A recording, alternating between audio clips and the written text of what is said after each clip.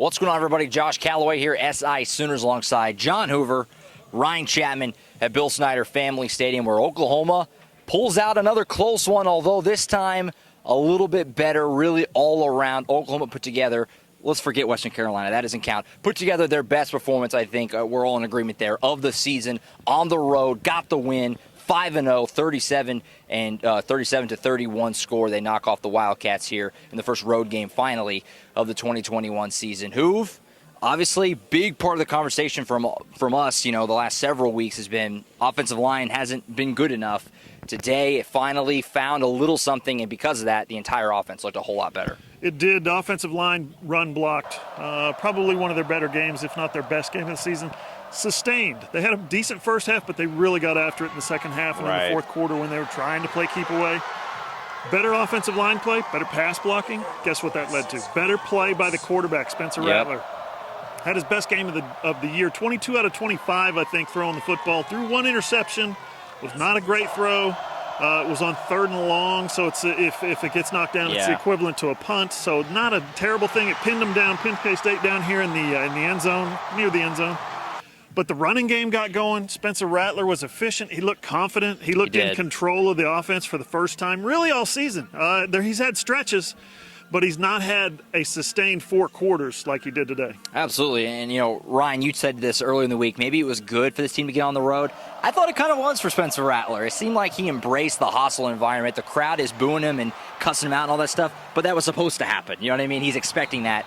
I thought that did help him for sure. And he didn't do it alone. Running game was a lot better today, like who was mentioning. Kennedy Brooks, a guy who stepped up in a big way. Yeah, absolutely. I asked Lincoln Riley on Tuesday, Kennedy Brooks, 5 carries, what's going on there? Wasn't part of the game plan, flow of the game, whatever. Kennedy Brooks was a huge part of the game plan today. The offensive line helped him out a ton, but 15 carries, 91 yards. Longest one was 28, so he's really busted off for about 6 yards a pop. That was essential. Marvin Mims, after the game, he talked about it. It's kind of what we've been talking about, guys.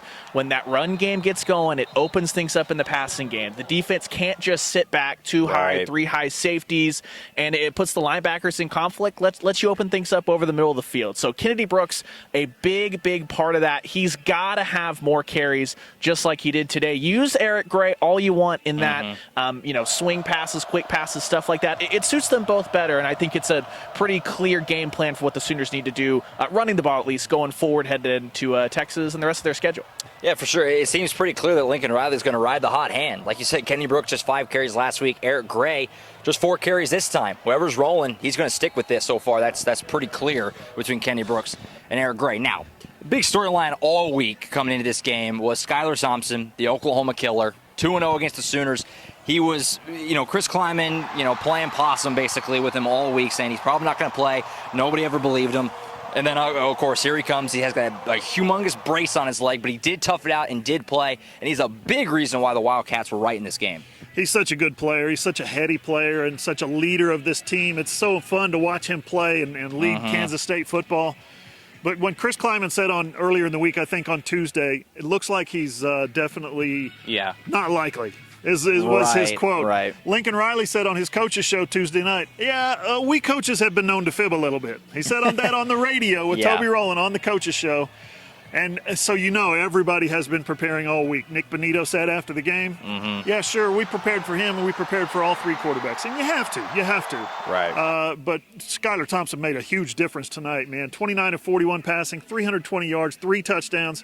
He was limited mobility-wise, but look at what he did. Look at the plays he made with his legs, escaping trouble, getting out of the pocket, beating that first pass rusher, throwing with a guy in his face, completing passes. He did miss a few throws, as you said, leading into this video. He did miss a few throws, but he hit so many that were just clutch.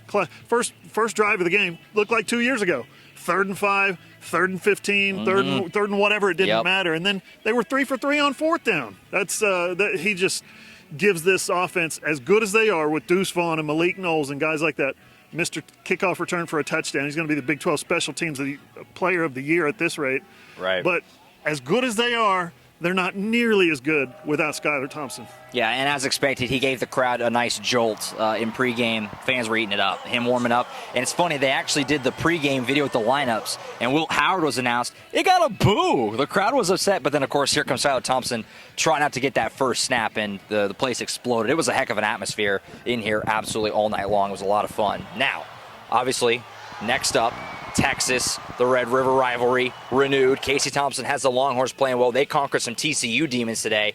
Ryan, this is a performance that you want going into what's basically your biggest game of the year. I mean, all around pretty good performance. Yeah, absolutely. And some people may point to the defense and say they didn't really get a ton figured out today. But look, right. The third quarter, if you're worried about what's going on next week, look at what happened in the third quarter day. Finally, Sooner fans, you've been waiting since 2019 for OU to play some complimentary football. Well, guess what happens? OU opens the second half, goes down, scores a touchdown. The defense forces their first 3-and-out of the day on that ensuing possession.